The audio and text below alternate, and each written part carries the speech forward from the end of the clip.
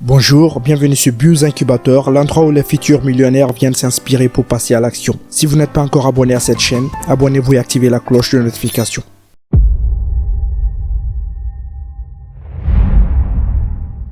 Il y a certaines dépenses inévitables comme le loyer, les factures ou les frais médicaux. Cependant, vous avez probablement plusieurs dépenses par mois qui sont totalement inutiles et qui vous empêchent de réaliser vos objectifs d'épargne ou d'investissement.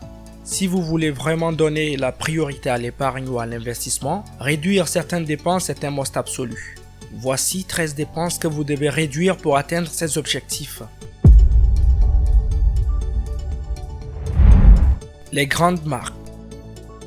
Lors de vos achats, achetez des produits génériques ou marques de distributeurs au lieu des grandes marques. Combien d'entre nous ont pris des décisions aussi stupides en dépensant 13 € pour une bouteille de savon lave-mains Dove, alors que pour 1 € par bouteille, nous pouvons obtenir la même chose chez Lidl, Auchan ou Carrefour avec leur marque générique. Et cela vous fera faire une économie de 12 €. Notre esprit nous pousse à penser que les grandes marques de fabrique sont meilleures que celles génériques. Sachez que votre perte en argent s'accumule à chaque fois que vous choisissez une grande marque. Et votre gain en argent s'accumule à chaque fois que vous choisissez une marque de distributeur. Laissez-moi vous dire un secret, il n'y a aucune différence entre les deux. Ne vous laissez pas séduire par le joli étiquetage et l'emballage. Ça ne vaut pas le coup. Le café. Nous vivons dans la culture du café. C'est fondamentalement un mode de vie. Vous n'êtes plus cool si vous ne buvez pas de latte glacée Fantasy. Il est facile d'entrer dans Starbucks et de commander un venti, triple shot sans gras, crème fouettée extra, latte glacée à la vanille avec 5 coups de vanille et 2 coups de noisette. Avant de vous en rendre compte, Starbucks vient de vous voler au moins 6 € pour une tasse de café de merde. Je ne vais pas m'excuser de penser que Starbucks est médiocre. Quoi qu'il en soit, disons que vous dépensez 6 € par jour en café. Cela représente environ 180 € par mois et 2160 € par an sur le café. Vous pouvez utiliser cet argent pour commencer votre premier business en ligne. Je préfère de loin investir cet argent, même si je perds, au moins j'aurai gagné en expérience. Achat de voiture. Je ne sais pas qui a besoin d'entendre cela, mais personne ne se soucie que vous conduisiez une toute nouvelle Mercedes ou Audi. Les paiements de voitures neuves sont un gaspillage d'argent. Si vous conduisez une voiture de luxe, vous payez probablement également une prime d'assurance. Si vous payez en espèces une voiture d'occasion, cela vous évitera de payer des mensualités pour une voiture de luxe. Le but d'une voiture est de vous transporter d'un endroit à l'autre. Préférez une vieille voiture qui vous permettra de faire des économies plutôt que d'essayer d'impressionner les gens avec une voiture de luxe. Restaurant. La nourriture est une nécessité, mais les restaurants sont de plus en plus chers. Envie d'un choucroute royal de la mer? Et oui, cela vous coûtera 36 €. En toute sincérité, manger au restaurant s'additionne. Je ne dis pas que vous ne devriez pas manger au restaurant ou à l'extérieur. Bien sûr, il est normal de savourer un bon repas avec des amis ou en famille de temps en temps. Ne transformez pas cela en une habitude fréquente. Au lieu de manger au restaurant 5 fois par semaine, essayez de ne manger au restaurant que 2 fois par semaine. Cela seul vous fera économiser beaucoup d'argent. Vous pouvez utiliser l'argent que vous économisez en mangeant au restaurant pour apprendre à faire des pâtes en Italie. Vous n'avez pas besoin d'être chef pour cuisiner vous-même de délicieux plats faits maison. Il y a des tonnes de recettes géniales sur Pinterest et YouTube gratuitement. Si vous voulez augmenter d'un cran, achetez vos produits d'épicerie dans un magasin moins cher. Vêtements. Vous n'avez pas besoin d'acheter une toute nouvelle garde-robe chaque hiver et chaque printemps. Apprenez à réinventer votre garde-robe, mélangez et choisissez vos vêtements et vos chaussures pour créer de toutes nouvelles tenues. Rendez-vous sur Pinterest pour trouver de l'inspiration de tenues si vous avez du mal avec cela. Ça ne sert à rien d'entrer dans un magasin et de dépenser plus de 200 € dans de nouveaux vêtements alors que vous avez déjà un placard plein de vêtements à la maison. Si vous avez une dépendance au shopping, envisagez plutôt de magasiner dans une friperie. Vous pouvez y trouver de très bonnes affaires. Adhésion au gymnase.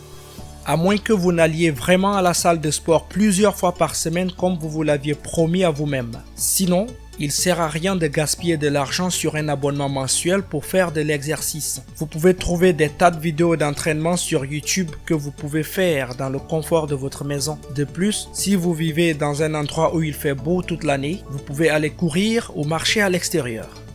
La consommation sociale.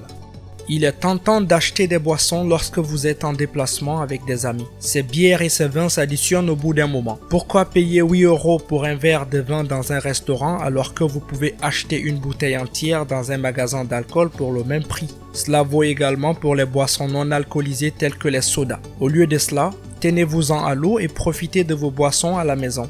La mise à niveau de votre téléphone portable. Il n'est certainement pas crucial pour vous de toujours avoir le dernier iPhone. Les iPhones sont chers. Apple vous permet de tomber facilement dans le piège de toujours mettre à niveau votre téléphone lorsqu'une nouvelle version sort avec le programme de mise à niveau iPhone. Fondamentalement, vous échangez votre iPhone actuel contre une version plus récente et effectuez des paiements mensuels au lieu de payer le prix total à l'avance. Ils vous séduisent vraiment en ne facturant pas d'intérêt. Ne craquez pas pour ça. Tant que votre téléphone peut passer et recevoir des appels et des SMS, tout va bien. Le cinéma. Les cinémas sont des machines à sucer d'argent. J'ai aussi l'impression qu'ils deviennent de plus en plus chers. Ils facturent environ 15 € par billet et 15 € de plus pour les collations et les boissons. Au lieu de cela, regardez des films sur Netflix ou Hulu et préparez-vous du popcorn à la maison. Fumer.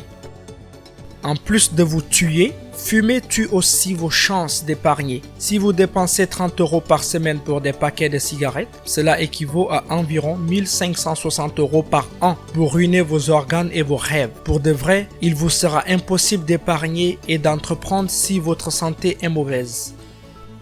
Coiffure et maquillage.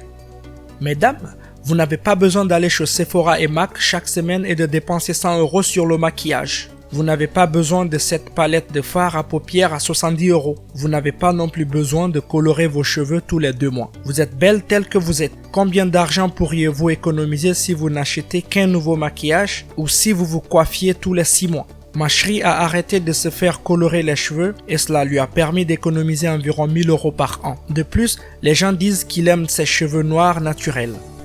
Électricité.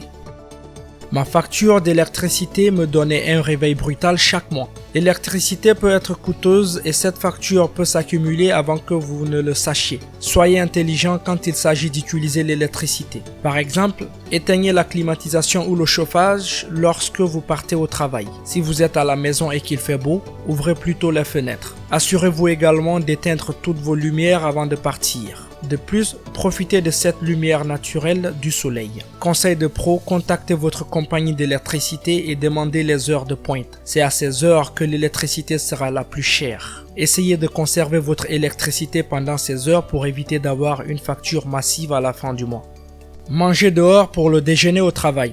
Oui, il vous faudra quelques minutes de votre temps chaque soir pour préparer votre déjeuner pour le lendemain. Mais manger au restaurant pour le déjeuner au travail tous les jours s'additionne. Surtout si vous travaillez dans une entreprise où différents vendeurs de produits alimentaires viennent chaque jour. La tentation est si réelle. J'avais l'habitude de dépenser 8 € tous les mercredis pour la nourriture chinoise et 8 € tous les vendredis chez Domino's. C'est 64 € par mois et 768 € par an. Depuis que j'ai commencé à manger au restaurant une fois par semaine, cela m'a fait économiser 384 € par an. Vous allez survivre sans manger tous les jours avec vos collègues. Réservez quelques heures le dimanche soir pour préparer vos déjeuners de la semaine.